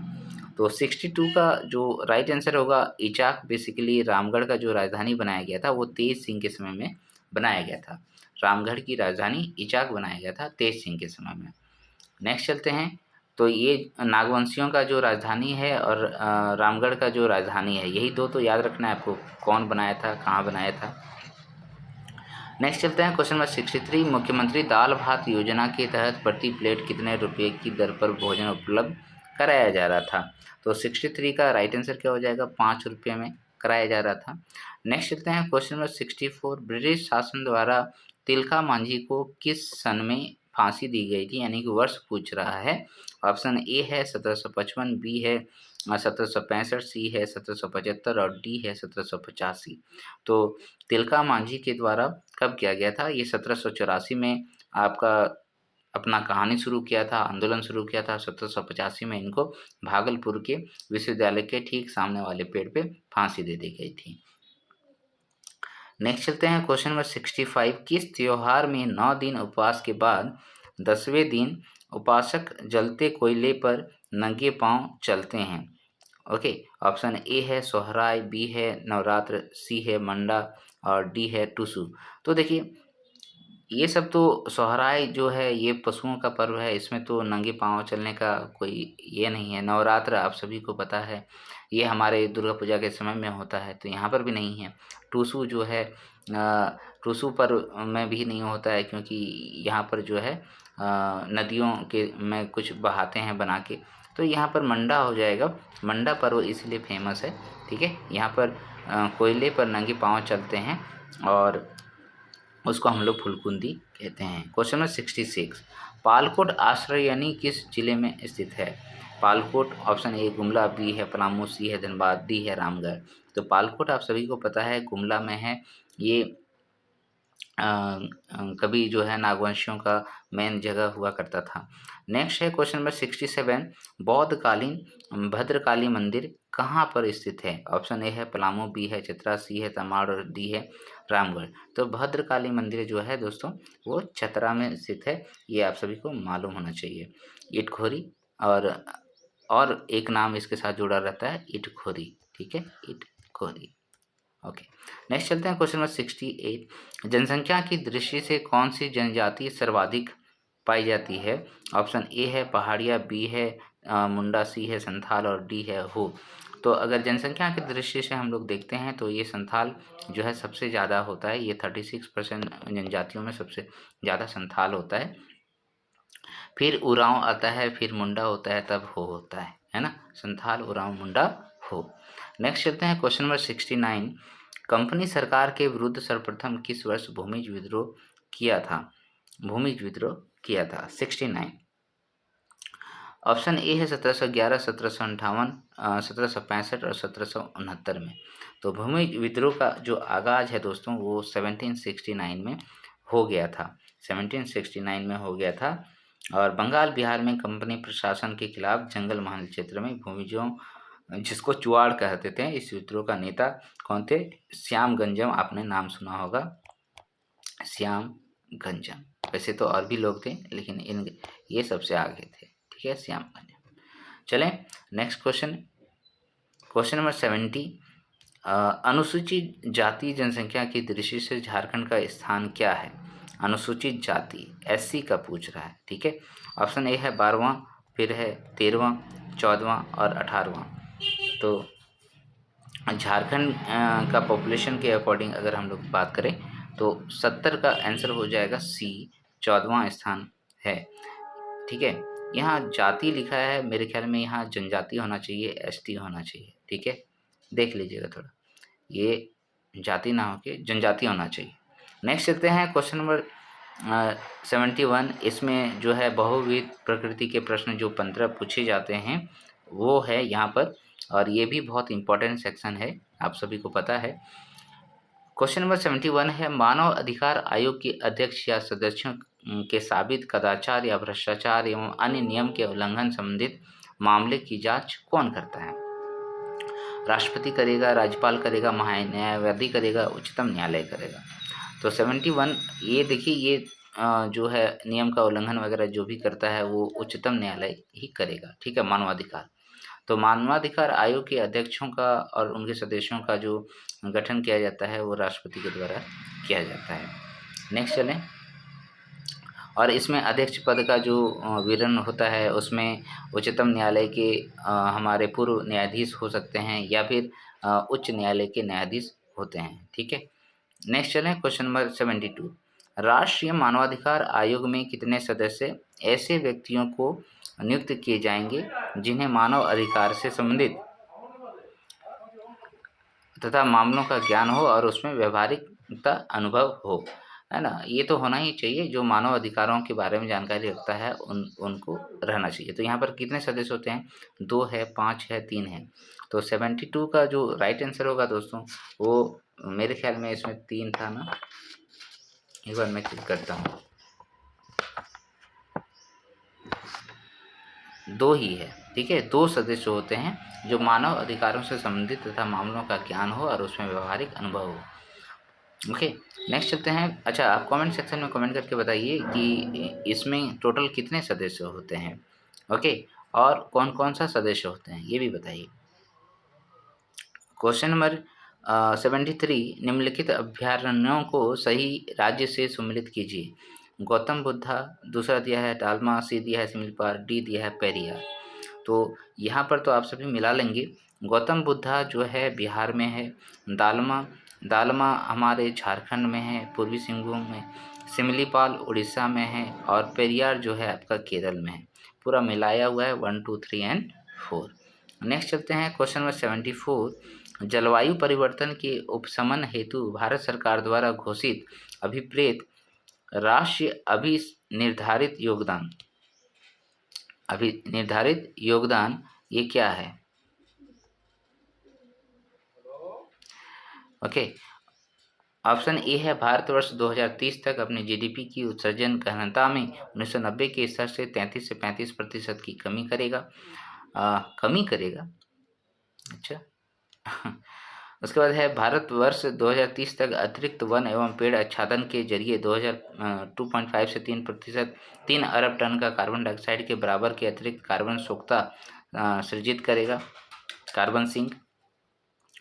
भारतवर्ष 2030 तक अपनी संस्थापित क्षमता का 40% विद्युत गैर जीवाश्म ईंधन प्राप्त करेगा। इसमें क्या पूछा है, क्या शामिल है, ओके, क्या शामिल है ये पूछा है। तो एक ही शामिल है, ठीक है, एक ही शामिल है। ये देखिए ये सब कमी करेगा नहीं है 2030 तक, ये देखिए ये वाला बात है ना, इसमें ये याद रखिएगा 2030 तक जो कहा गया था कि 2.5 से 3 अरब टन का कार्बन डाइऑक्साइड के बराबर अतिरिक्त कार्बन सोखता यानी कार्बन सिंक सृजित करने की बात कहा था, ठीक है, 2030 तक ये। नेक्स्ट चलते हैं 75।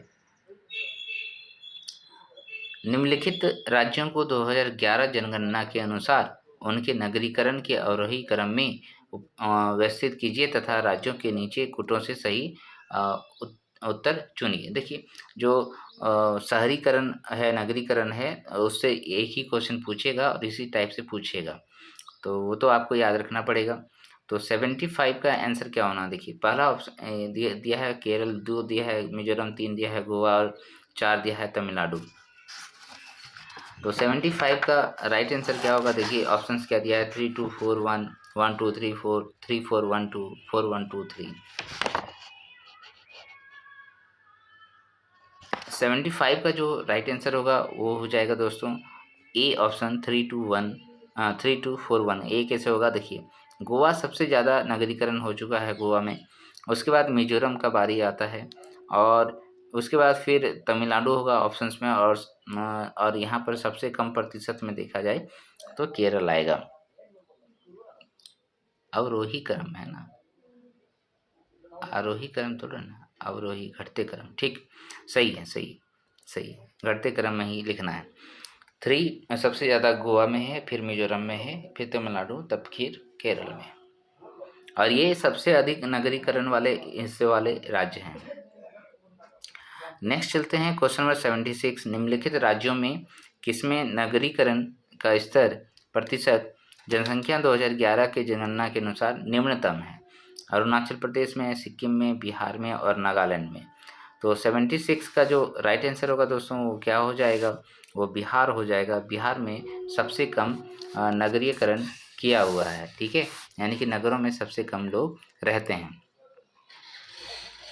ऐसे तो यहाँ पर सभी में कम ही है, लेकिन अब अगर ऐसे याद रखिएगा तो बिहार 1 नंबर में आएगा जिसमें सबसे कम नगरीकरण हुआ है। दूसरा में आ जाएगा आपका अरुणाचल प्रदेश, तीसरा में आ जाएगा आपका सिक्किम और चौथा में आ जाएगा आपका नागालैंड, ठीक है, ये आएगा सबसे कम बिहार। अब 77 भारत में गरीबी अनुमानों का आधार है। प्रति व्यक्ति आय, प्रति व्यक्ति व्यय, परिवार का उपभोग व्यय, इनमें से कोई नहीं। तो 77 का सी आंसर हो जाएगा दोस्तों। हम लोग परिवार का उपभोग व्यय कितना करता है सालाना, उस पर हम लोग गरीबी अनुमूलन का गरीबी अनुमानों का बात करते हैं। नेक्स्ट चलते हैं क्वेश्चन नंबर 78। क्वेश्चन नंबर 78, निम्नलिखित में से किस देश ने सरकारी तौर पर परिवार नियोजन कार्यक्रम को सर्वप्रथम अपनाया। ऑप्शन ए है ब्राज़ील ने, ऑप्शन बी है यूएसए ने, ऑप्शन सी है भारत ने और ऑप्शन डी है चीन ने।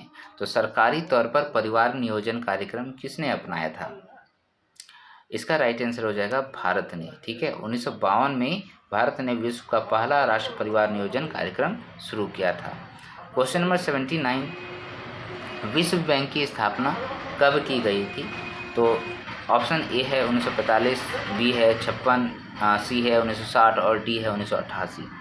तो इसका जो राइट आंसर होगा दोस्तों, इसका राइट आंसर 1945 होना चाहिए यहाँ के अनुसार।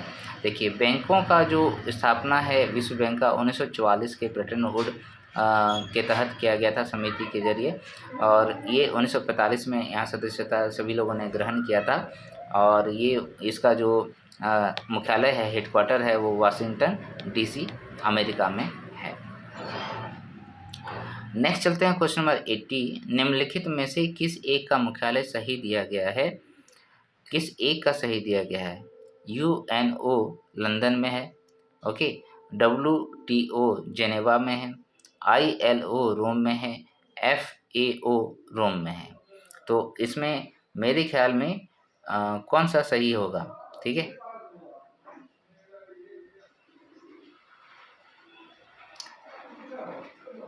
यहाँ तो ऐसे होना चाहिए कि ठीक है, देखिए क्या क्या है वो पहले देख लीजिए, ये गलत सलत थोड़ा सा बनाया हुआ है। UNO आप यूनाइटेड नेशंस ऑर्गेनाइजेशन का बात करते हैं, ये तो न्यूयॉर्क में है, ये सभी पता है आपको, न्यूयॉर्क में है।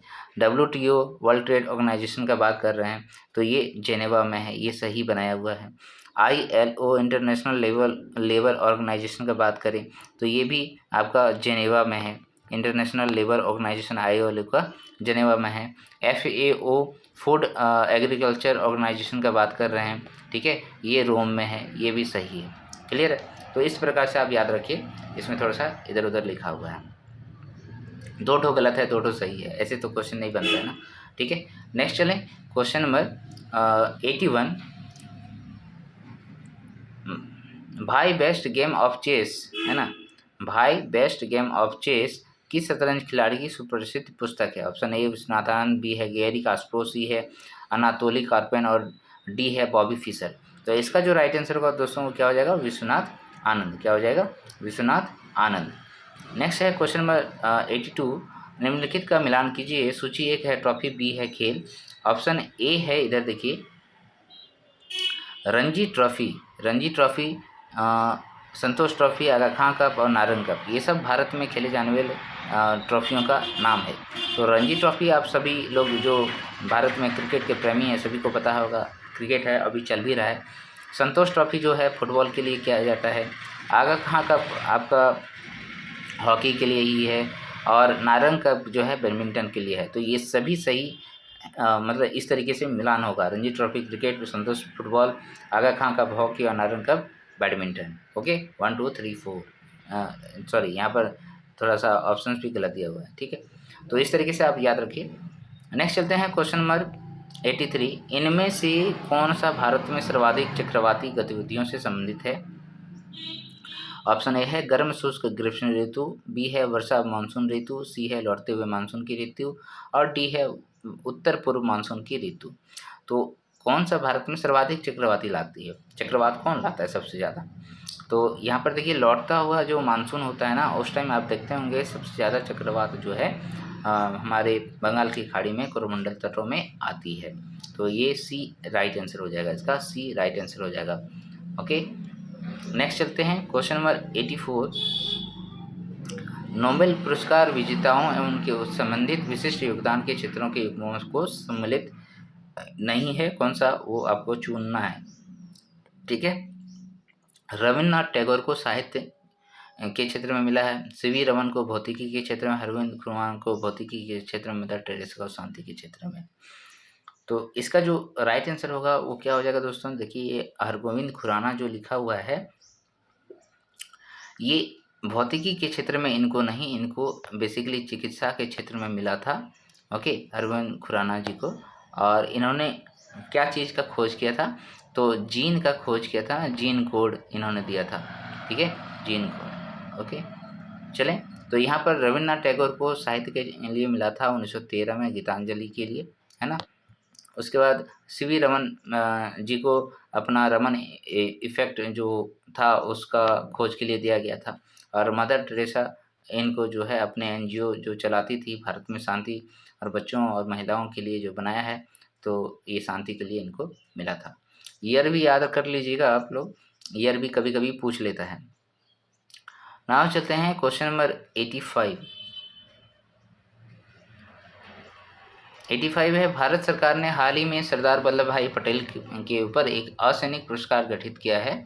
यह पुरस्कार किस क्षेत्र के योगदान के लिए दिया जाता है? ऑप्शन ए है भारत की एकता और अखंडता के लिए, बी है कला और संस्कृति, सी है उद्यमिता, और डी है सामाजिक कार्य।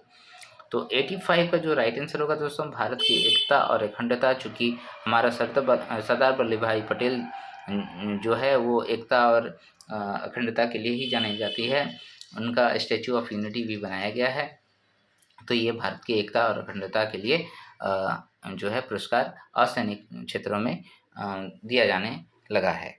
ठीक है, तो इस प्रकार से दोस्तों आज जो हमने है पूरा 85 क्वेश्चंस देख लिया है। अभी तक आपने मेरे वीडियो को लाइक और शेयर नहीं किया है तो उसको ज़रूर कर दिया कीजिए। ठीक है, देखिए अंतर्राष्ट्रीय और राष्ट्रीय और अंतर्राष्ट्रीय जो खबरें हैं उनसे जो क्वेश्चन है ये इसी पे आप लोगों को थोड़ा सा दिक्कत है, कोई बात नहीं, फिर भी इसमें देखिए बहुत सारे इंपॉर्टेंट क्वेश्चन मिल जाते हैं। ठीक है, पहला देखिए क्वेश्चन नंबर 86 है, आईसीसी वर्ल्ड 2023 में प्लेयर ऑफ द टूर्नामेंट का खिताब किसे मिला था? Option A Virat Kohli, B है क्विंटन डिकॉक, सी है स्टीव स्मिथ और डी है ट्रेविस हेड। तो आप सभी को याद होगा आईसीसी विश्व कप 2023 टूर्नामेंट ये आपका वनडे का बात कर रहा है, तो विराट कोहली इसमें मैन ऑफ द सीरीज बने थे, जो कि हम लोगों ऑस्ट्रेलिया के हाथों फाइनल में हार का सामना करना पड़ा था हमें, है ना। क्वेश्चन नंबर 87, हाल ही में अंतर्राष्ट्रीय क्रिकेट के इतिहास में टाइम आउट होने वाले दुनिया के पहले क्रिकेटर कौन बने थे? आपको याद होगा ये श्रीलंका के खिलाड़ी एंजेलो मैथ्यूज जी थे, जिसके ऊपर ये कहानी बन गई। क्वेश्चन नंबर 88, गीत एबंडेंस इन मिलेट्स के संबंध में कौन सा कथन सत्य है? ऑप्शन ए है कि इसे best global music performance category में ग्रैमी अवार्ड के लिए नॉमिनेट किया गया है। क्या क्वेश्चन क्या पूछा है? ओके, ठीक है, गीत है एबंडेंस इन मिलेट्स, ओके, इस संबंध में कौन सा कथन सही है? इसे best global music performance category में ग्रैमी अवार्ड के लिए नॉमिनेट किया गया। बी है इसे फाल्गुनी शाह और गौरव शाह के साथ मिलकर नरेंद्र मोदी ने तैयार किया है। सी है ऐसा पहली बार है जब किसी राजनेता को दुनिया के सबसे प्रतिष्ठित ग्रैमी नॉमिनेशन में जगह मिली है। तो यहाँ पर सभी के सभी सही हैं। ठीक है, 88 का डी सभी सही हैं। तो ये इम्पॉर्टेंट क्वेश्चन है या नहीं बताइए? इम्पॉर्टेंट है ना, ये आ सकता है क्योंकि जब इसी का ट्रेंड रहा है पुराने क्वेश्चनों को डालना, तो डाल सकता है।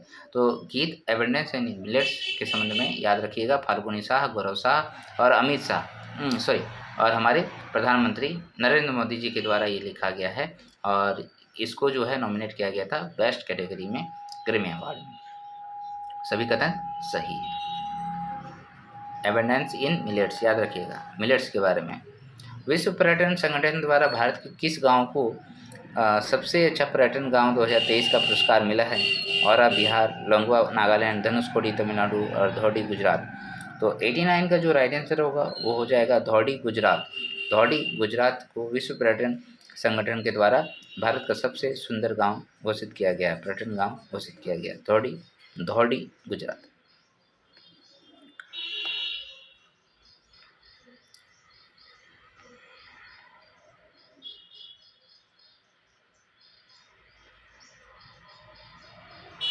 चलिए क्वेश्चन नंबर 91 थोड़ा सा आप देख लीजिए। Automated permanent academic account registry APPAR इस संदर्भ में निम्नलिखित कथनों पे विचार कीजिए। ऑप्शन ए दिया हुआ है इसे शिक्षा मंत्रालय द्वारा लॉन्च किया गया है। बी दिया हुआ है APAR के तहत प्री प्राइमरी से लेकर उच्च शिक्षा तक प्रत्येक छात्र को एक विशेष पहचान संख्या मिलेगी। तो 91 का जो राइट आंसर होगा वो क्या हो जाएगा दोस्तों? 91 का सी 1 और 2 दोनों ही कथन सही है। ठीक है, इसे शिक्षा मंत्रालय के द्वारा अपार याद रखिएगा, automated permanent academic account registry है। Automated permanent academic account registry, ठीक है, ये किस लिए शिक्षा मंत्रालय के द्वारा लॉन्च किया गया है? क्यों किया गया है?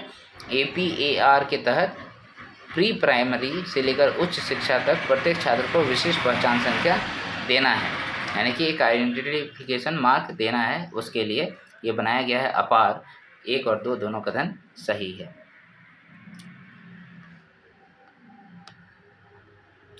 तो देखिए याद रखिएगा, ये वाला भी क्वेश्चन इंपॉर्टेंट है। किस मामले में सर्वोच्च न्यायालय की 5 न्यायाधीशों की संविधान पीठ ने समलैंगिक विवाह को वैध बनाने से इनकार कर दिया था?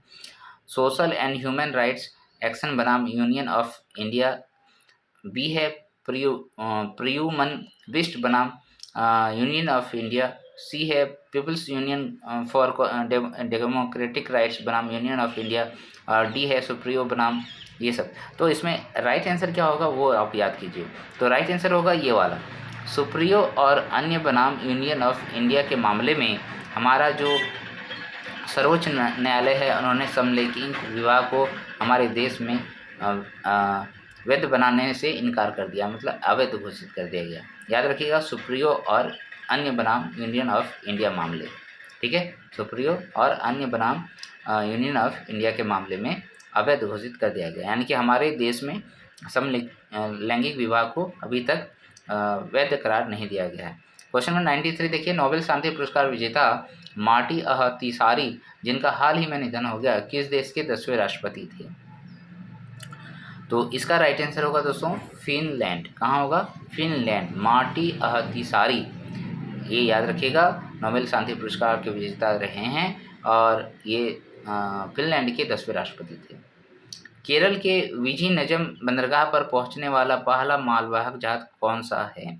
केरल जो पहुंचा था पहला विजिम क्या है, जाम बंदरगाह, विजिन जाम बंदरगाह पर पहुंचने वाला पहला मालवाहक जहाज कौन है? यहाँ पर नया खोला गया है बंदरगाह, उसके लिए बोल रहा है।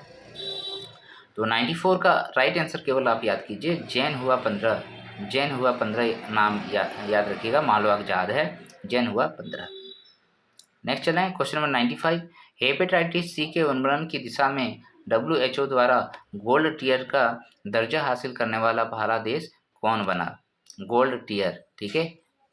तो इसका 95 का आंसर याद रखिएगा, ये हमारा मिस्र बना है, ठीक है। गोल्ड टियर का दर्जा हासिल करने वाला किसके क्षेत्र में? हेपेटाइटिस सी के क्षेत्र में। हेपेटाइटिस सी, देखिए हेपेटाइटिस A, B, C होता है, तो सी के क्षेत्र में गोल्ड टियर का दर्जा किसको मिला है? मिस्र को मिला है। क्वेश्चन नंबर 23, विदेश मंत्री एस जयशंकर ने अक्टूबर 2023 में किस शहर में नोबेल पुरस्कार विजेता लेखक रविन्द्रनाथ टैगोर की प्रतिमा का उद्घाटन किया है? तो इसका राइट आंसर क्या हो जाएगा दोस्तों? ये देखिए विदेश में किया गया है, इसलिए ये नाम याद रखना जरूरी है। बाक निन सिटी वियतनाम, बाकनिन सिटी वियतनाम में रविन्द्रनाथ टैगोर जी का प्रतिमा का उद्घाटन किया है। ओके, ये भी क्वेश्चन इम्पोर्टेंट है, इसको रहने देते हैं। क्वेश्चन नंबर 97, 98 देख लीजिए आप। विश्व बैडमिंटन रैंकिंग में पहली रैंक हासिल करने वाली पहली भारतीय युगल जोड़ी कौन बन गई थी? ठीक है, ये भी इम्पोर्टेंट है, खेल की दुनिया के लिए है। तो इसका राइट आंसर आप याद कीजिए, तो ये सात्विक साईराज रंकीरेड्डी और चिराग शेट्टी जी थे, और इनको जो है हमारा खेल रत्न पुरस्कार हमारे यहाँ का क्या है, उस ध्यानचंद अवार्ड भी मिल चुका है सात्विक साईराज रंकीरेड्डी और चिराग शेट्टी को, ठीक है। ये पहली रैंक हासिल करने वाली भारतीय पहली जोड़ी बनी थी। भारतीय महिला हॉकी एशियाई चैंपियनशिप ट्रॉफी 2023 का शुभंकर क्या था? ये चूंकि झारखंड से रिलेटेड है तो ये क्वेश्चन पूछ सकता है। इसमें 99 का ए जूही राइट आंसर था, हथीनी, जो कि रांची में ही हुआ था, ठीक है, रांची में ही हुआ था।